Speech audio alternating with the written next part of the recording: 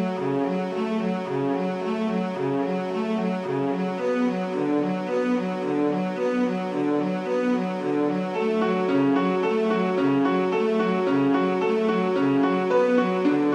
everybody, welcome back to another episode of Card Talk, a podcast where we spend a little bit of time talking about cards from Lord of the Rings card game. I'm your host, Dave Walsh. And I'm Grant Thompson, just along for the ride.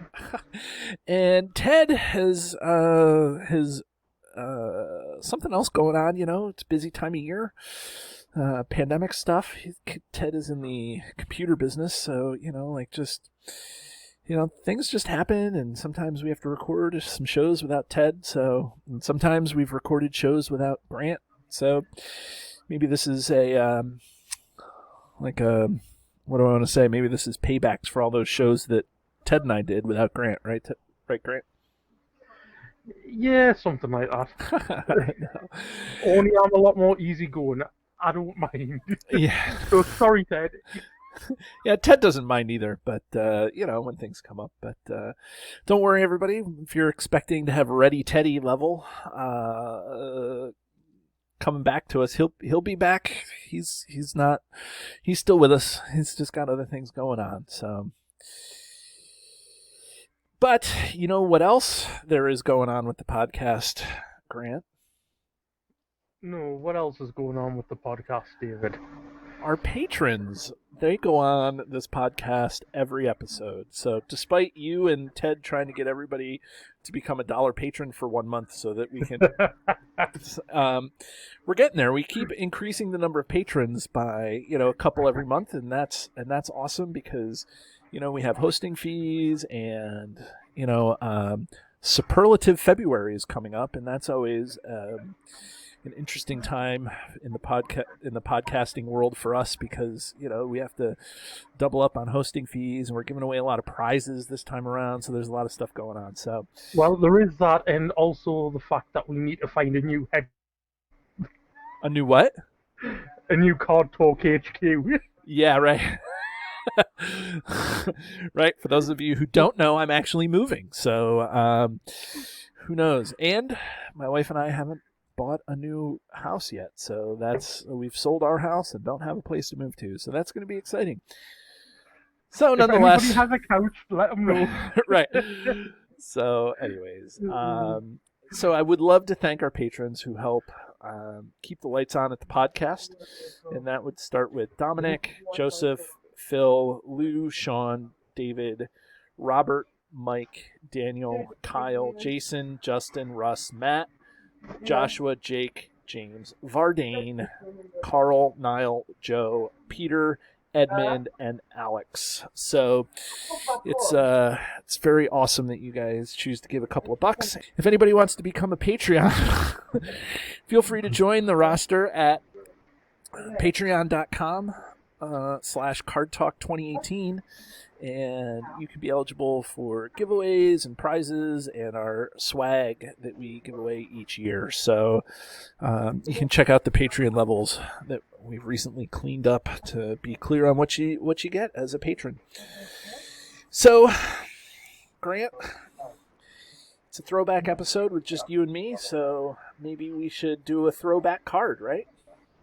Oh, definitely. We're going right back to the core set yet again. Yeah. What card are we going to do? Well, I think we should let everybody guess. So it is a 2-cost lore event, which is choose a character and heal all damage from that character. Oh, I know what card it is. And if you didn't have that card already open, would you know what card that is? Probably not. Well, maybe. I've been using this card a little more often with the recommended decks. Matt, one of our patrons, Matt, and I are still, even though it's a little bit on pause because life's going crazy for me, we're still doing that. And this card is in that deck, the recommended decks for going through the Hobbit saga. So I may have been able to guess. So for everybody, pause right now, make your comments below, and everybody that gets it right, let me know in the comments. Right.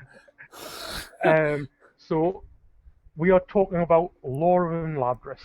Lore of Imladris. And so, Grant and Ted and I, when we thought about ending 2020 and moving into 2021 and leading into our extravaganza month, February 2021, we were really we like doing like a block of shows sometimes that have the theme. And so we thought we would do a block of shows that have the healing theme. And so, what better way to hopefully move toward a vaccine for this pandemic and for all those things that are going on in the world, then maybe having some healing going on. So why not do some healing cards? And that includes Lore of Imladris, right, Grant? Yep. So what do you think of Lore of Imladris? It's a 2-cost healing event that heals all damage from a character. So it's not heal all damage from a hero, it's just character in general, which makes it so much more versatile than, say, the Daughters of the Nimrodil that came out in the core set. Right.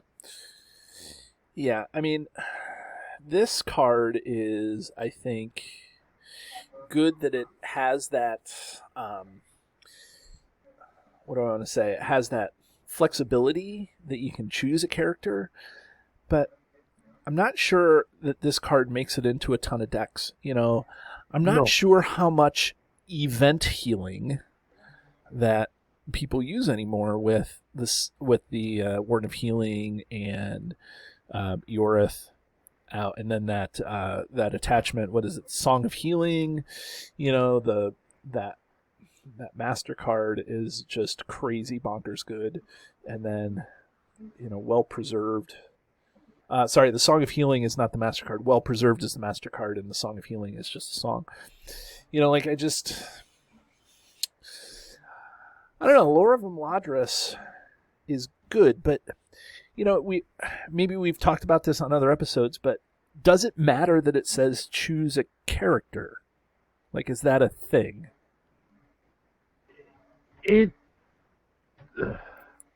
Choose a character that is more flexible than, say, select a hero. It is. I agree that it is more flexible, but what allies? Let's put the heroes off into their own category. What allies are we going to do this? Are we going to use to heal? And I go back to something we discussed. I don't know if it's on an episode coming up or just released, whatever. But when you play, for example, Sylvans, right? You're counting on you playing that archetype, knowing that they're going to be squishy and bounce in and out of play. So you're not really, putting this into a deck because of allies in a Sylvan deck. Now, heroes, maybe I could see that happening, but Sylvans have the Sylvan tracker, so you're not using that. And I know that that's a weird example, but hobbits, very few hobbits have more than 2 hit points. Yes, there's some Fatty and Tom Cotton and Sam Gamgee have more than 2 hit points, but are you spending 2 to heal 2 on the character, or would you rather use Eorith or Word of Healing to get that repeatable healing? And that's the argument that's going to be against this. Again, I'll make the same argument I did against Eorith and that I made for self-preservation. Is it better to spend the 1 resource off Eorith when you could save it and play Lore of Imladris this turn, and you may have a resource, you may not want to exhaust the Eorith straight away for the fact of, say, a Necromancer's Reach. Right. Yeah, I mean, and I guess the good thing is that it heals all damage as opposed to limiting damage. So if you have something like Beorn. Well, it can't heal Beorn. It can heal ally Beorn. Ally Beorn. I was thinking more like if you have Gimli with a couple. So new players, this is a good idea for you playing if you're just kind of exploring the core set. Is you put a couple of Citadel plates on Gimli, and then if you have access to lore, you have to do this at action speed during an action window. You can't do this as a response or anything, but that's true with all healing. Healing is always an action. Sorry, it's not always an action. There's a couple of, like, when it comes into play, heal damage, but you do this as an action, and like you can take Gimli and heal him for 8 or 9 points. I think that becomes reasonable, as like knowing that you're going to power up Gimli, you're going to take undefended attacks, you're going to load him up with the Citadel plate. And I think that this helps that early, like your early collection, like for that sort of deck where you're going to have somebody just get loaded up with hit points. But I'm not sure after that, like you said, Beorn can hang around. He's got, how many hit points does Beorn have? 6. Yep. So I mean, he's a good target for that. But again, this is like, one of those cards that, and I don't want to say it's bad, but it's like it just got outclassed by other cards that are coming into play, right? Like, like the long defeat, for example. We did a show on the long defeat with John Peace and Thought from the Freemen of the North, one of the organizers of the Con of the Rings. And the long defeat heals 5 damage from a character, if and that goes on a quest card and things like that. And that's like if you're healing more than 5, like what I'm trying to get across is if you're using Lore of Imladris to heal more than 5, I think that now you're talking about like corner case, like super niche-y sorts of things where you're purposely going to want Lore of Imladris as opposed to the Warden of Healing or Eorith or something like that. Yeah, it's definitely corner case for that. But again, it's probably more worthwhile running, say, those healing cards over a one-time event that costs you 2. The only time I can see you wanting to choose an event over an ally is if you aren't playing allies. Which is like your favorite archetype right now, right? Like, yeah. 3 Hunters. The 3 Hunters deck to have event style healing. Yep. Another good one would probably be a Council of the Wise. Right. Council of the Wise is definitely, that's a great point, because your Council of the Wise has that limitation of one card per only one of each card can go in the deck. So you have to build at least a 50 card deck that has 50 different cards in it. And so, you need a variety of event cards. And plus the event then will trigger the Council of the Wise, right? Yeah. And so then that helps you do stuff. So that's a great usage for this card. And I some of the other healing cards that we've talked about, maybe, like self-preservation, like, or when you're comparing this directly with self-preservation from the core set, this is at least unlimited healing in terms of, you're not just taking 2 off, you're taking all of it off for now. So, I mean, this can really help in those pinches where where you have Gimli or Aragorn and you need to heal, all the damage, or else, you're going to lose the hero the next attack, or you have to take an attack undefended, and like you can heal them up and then take the attack undefended, and like because it happens during an action window, the combat phase is filled with action windows and things like that. So, this is definitely a card that can save your bacon, and it's not limited to just healing for 2 or for healing for 3. It just takes all the damage off, which I think gives a little bit of flexibility. But I think it's important for us to talk about, like, there's a difference in healing and then damage prevention, right? Like, yes. So, like, of course this is going to go, Lore of Imladris goes well in a hero Treebeard deck where you can damage Treebeard and do stuff. And of course it's going to go well in a Erkenbrand deck, but, and of course, as we've probably said before on other shows, you have to pay the 1 on Erkenbrand to cancel the shadow effect. So you can't prevent the damage. But what's more important? It's like the same, you can't prevent the damage on Treebeard. You have to pay that cost. Right, you have to pay the cost in order to get the benefit. So other than those two not corner case, but those two hero examples, like, what's better for a deck? Do we prevent damage with like the Livery of the Tower and the Honor Guard, or do we try to heal stuff? Like, what are we doing?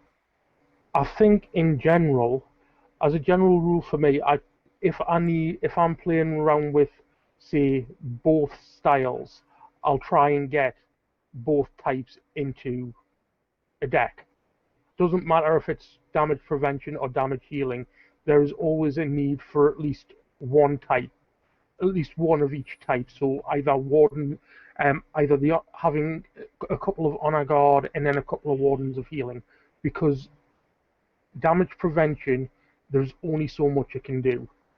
I don't think I've played a game where I've been able to prevent every single point of damage, because there's just so much damage that can be set off in certain quests. Right. I guess unless you're doing that like Mithril Shirt, Warrior, give the Warrior trait, whatever. There's like an infinite heal, prevent all the damage thing if you're using Mithril Shirt, but I guess that's just for archery.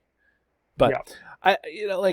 I think you're right. Like, I think it all player counts.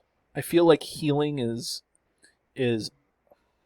required. I guess when I'm playing solo, I may cut out healing in my deck and just hope that my heroes survive, and I don't chump, and I can chump most of my allies if I need to.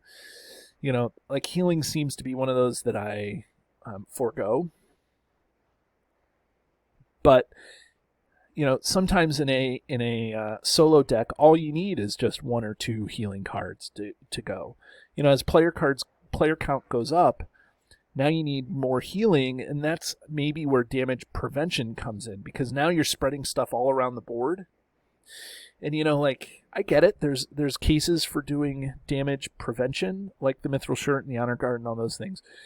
But I feel like you're not preventing, like you said, you're not preventing all the damage from a character. You're preventing a couple of points of damage, and then once you've prevented the points of damage, that whatever's left is still sticking on the character. So you have to then pray you don't get more damaged, or figure out a way to remove it all by healing it, right?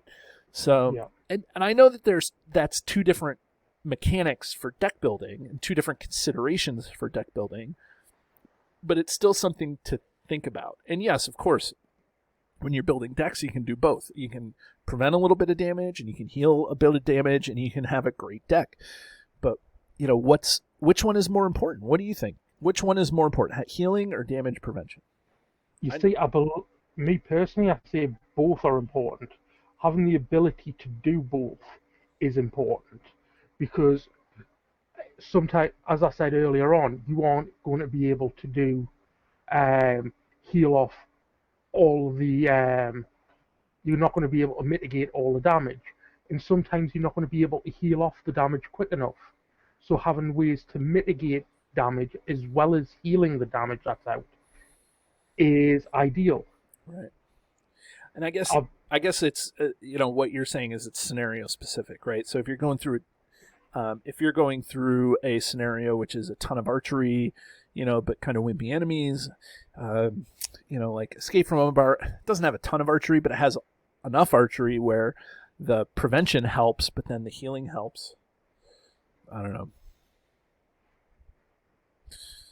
I mean, even if you're just going through, say, the core set, there's quite a bit of direct damage. Now, there's going to be a fair bit of damage coming from the treacheries. You're not going to be able to heal off all that damage straight away.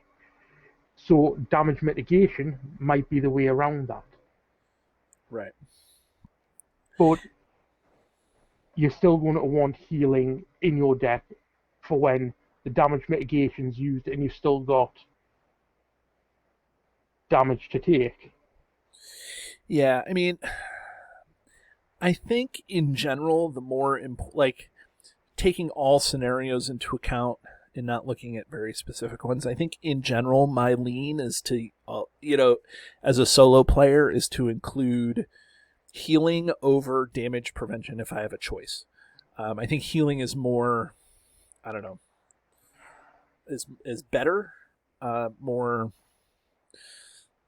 useful.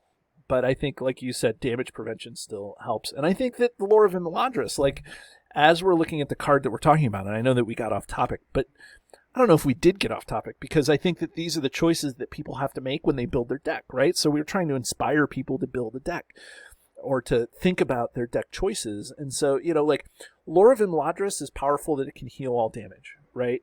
And so there's not very many cards that will heal all damage, right? The healing herbs heal all damage. Waters of Nimrodel heal all damage, but that one is huge in terms of its, cost, 3 and 3 doomed. The Baron's Hospitality heals all damage, but most of heals all damage on just heroes. But like, to have something when you're building your deck that can just heal a character, like, it seems flexible, especially, even if you're using a Grey Wanderer contract, like, I'm using Grey Wanderer Bilbo, okay? And so if I'm using Grey Wanderer Lore Bilbo, or even Grey Wanderer Tactics Bilbo, and I then want to bring out Overhill and Underhill Gandalf because they work so well together. Gandalf gets Glamdring, you can put Thorngill to put Lore Bilbo onto, Lore of Imladris is great because not only can you emergency heal Bilbo, even though he only has 2 hit points, it's an emergency button for him, but it's also great for Overhill and Underhill Gandalf and maybe some other things, and you can always play Lore of Imladris because it's not unique, so you can play it as the first card in your planning phase as that off-color, off-sphere card.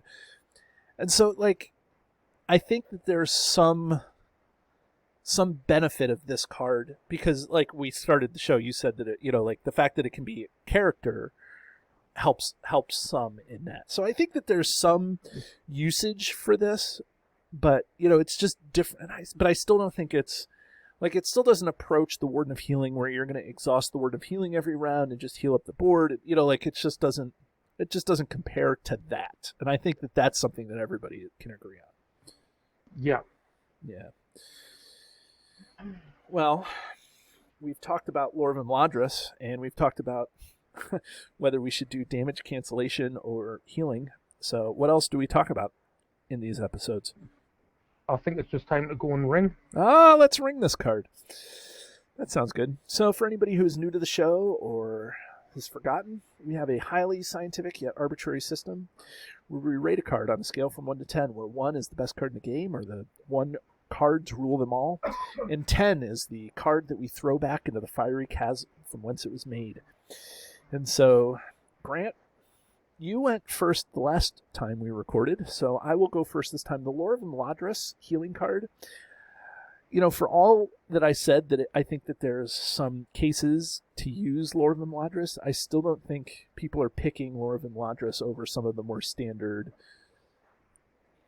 cards that are out there. So, like, Word of Healing and Eorth. And I think that that's true for most card types, or for most deck types. I just think that, Lore of Imladris does fit into some of those corner cases that I talked about. It definitely works for, healing massive amounts of damage quickly, which could happen in maybe a Grey Wanderer, a Grey Wanderer, I did say Grey Wanderer Bilbo deck, but even a Grey Wanderer Khalil deck where you have the allies that are all coming out, the Harad allies that are coming out, and they need healing, but I just still think that it's not, this is definitely not a top tier healing card. And so, and I just always look over this card when I'm looking to healing. I just think that there's just better options out there. So all that said, if you're in the core set and you're just starting your collection, or you're just playing the core set, maybe a couple of the Shadows of Mirkwood cycle cards, play Lore of Imladris. Any healing is better than no healing. So, but as we compare all of the healing cards and we look at their usage, I think that this has got to be, on the order. It's got to be a 7. It's in my book. I'm just not picking this as one of the cards to put in my deck for healing. What about you, Grant? I agree with pretty much everything you've said there. It's not going to be a straight pick in any of my decks. There are cards that I think, I could use, it would possibly work here.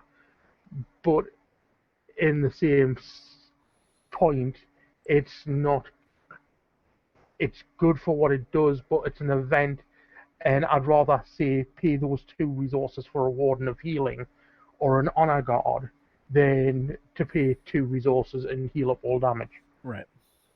It's a cornerstone case where you're spending the 2 resources and you've got more than, say, 4 damage on a character that Eorith can't heal. Right. So for me, I'm giving it a 6 rings. 6, huh? Yep. Okie doke. Well, everybody, there you have it. Lore of Imladris. So join us again as we talk about more cards from the game. Have a great day, everybody. Do you love the content?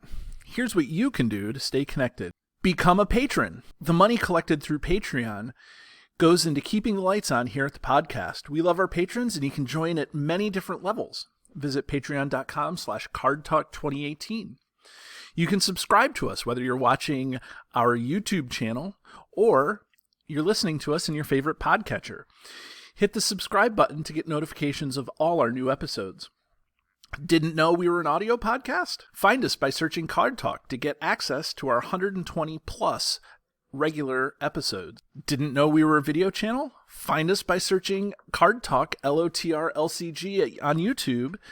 And there you can find not only our regular episodes, but you can find our bonus playthroughs and other content related to the game. Want to get a hold of Ted, Grant, or myself? Feel free to email the podcast at cardtalk2018@gmail.com.